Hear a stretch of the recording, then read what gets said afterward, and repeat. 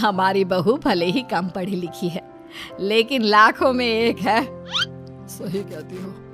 पड़ोस वाले शर्मा जी अपनी बहू से बड़े परेशान हैं, उनकी कोई बात ही नहीं सुनती। अरे लेकिन हमारी काजल, वो तो हमारा खूब कहा मानती है और घर का काम भी कितने अच्छे से करती है। सही कहती है मम्मी। पहले मुझे भी लगता था आजकल के जमाने में सिर्फ 9th क्लास पास लड़की कुछ अजीब लगता है, लेकिन घर उसने कितने अच्छे से संभाल लिया है।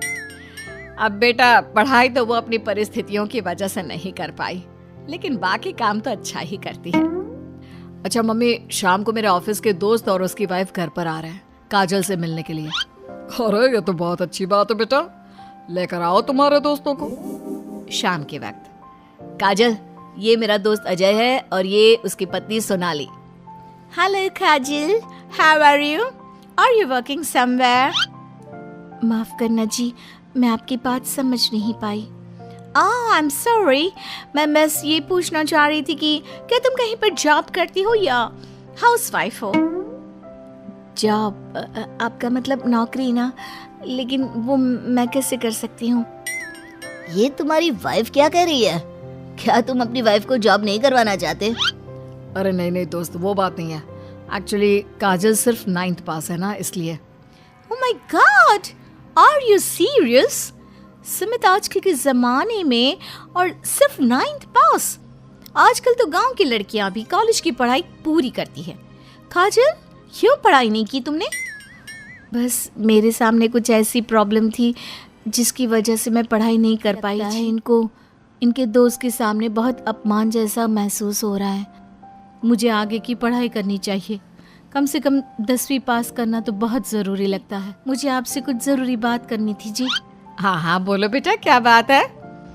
मम्मी जी, दरअसल मैं ना 10वीं क्लास की पढ़ाई करना चाहती हूँ, 10वीं पास करना चाहती हूँ। लेकिन बेटा, अब घर के इतने सारे काम, जिम्मेदारियों के बीच तुम 10वीं की पढ़ाई कैसे करोगी? पापा जी, मेरा बहुत मन है, प्लीज मना मत करिए ना जी। अरे ठीक है बेटा, जैसे तुम्हारी इच्छा। तुम 10वीं का फॉर्म भर दो। क्या आपने सच में खुश होकर काजल को आगे की पढ़ाई करने की परमिशन दे दी? मेरा मतलब है, वो पढ़ाई करेगी तो घर का सारा काम, जिम्मेदारी कौन संभालेगा? अरे देखो बेटा, काजल हमारा इतना ख्याल रखती है, अब उसने हमसे परमिशन मांगी थी तो हम कैसे मना कर देते। और वैसे भी एक बार एग्जाम देने दो, उसका मन रह जाएगा। तुम्हें क्या लगता है, अब शादी के बाद 10वीं की परीक्षा पास करना आसान होता है क्या? अरे कुछ हो या ना हो, पर अगर हम मना कर देते तो उसे बुरा लग जाता ना। हाँ, वैसे आपकी बात तो ठीक है। मम्मी पापा, हमें काजल का दिल नहीं तोड़ना चाहिए। अगर कुछ होगा तो ठीक है, नहीं तो कोई बात नहीं। वैसे भी एग्जाम पास करना बहुत मुश्किल सी बात है। मम्मी जी, मुझे 10वीं का एग्जाम देना था, लेकिन एक प्रॉब्लम है। अरे क्या हुआ बेटा, बताओ मुझे। मम्मी जी, मैं प्रेग्नेंट हूँ और ऐसी हालत में मुझसे पढ़ाई और काम दोनों चीजें नहीं हो पा रही है।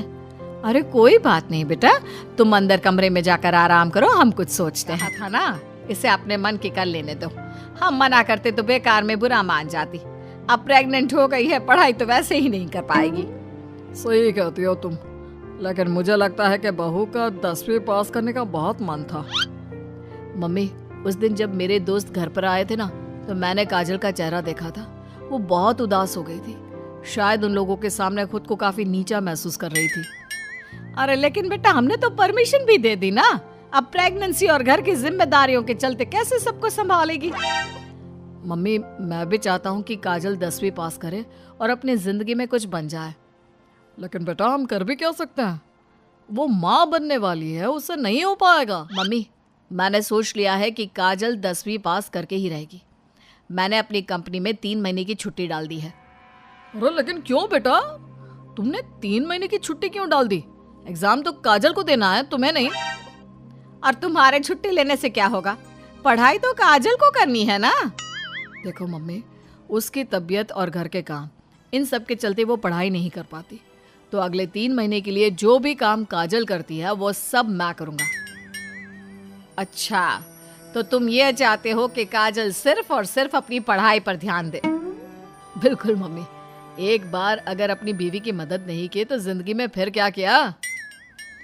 अगर हमारा बेटा अपनी बीवी के लिए इतना कुछ सोच सकता है तो हमें भी कुछ करना चाहिए। बात तो आपकी सही है। ठीक है बेटा, तू मेहनत करके काजल को पढ़ाने लिखाने का काम कर, घर की जिम्मेदारी मेरी।